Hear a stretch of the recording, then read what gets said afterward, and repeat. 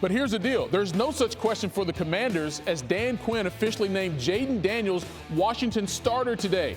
No surprise, really. The number 2 overall pick out of LSU has been working exclusively with the first team the last 3 weeks. Between his practice performances and the 2 preseason games he started, in which he completed 12 of 15 passes for 123 yards, Quinn said Daniels absolutely earned his QB1 status.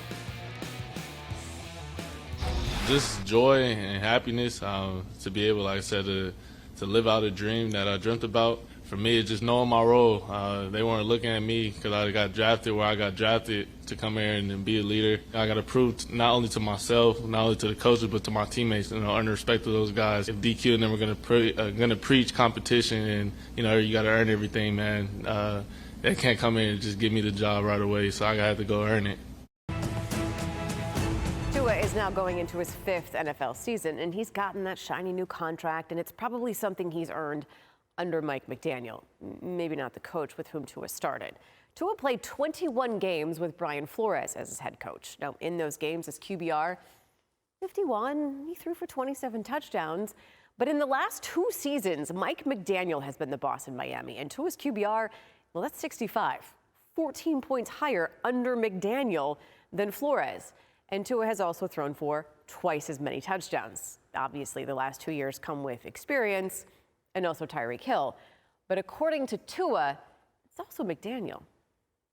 To put it in simplest terms, if you woke up every morning and I told you you suck at what you did, that you don't belong doing what you do, that you shouldn't be here, that this guy should be here, that you haven't earned this right, and then you have somebody else come in and tell you, dude, you are the best fit for this. Like, you are accurate, you are the best whatever, you are this, you are that.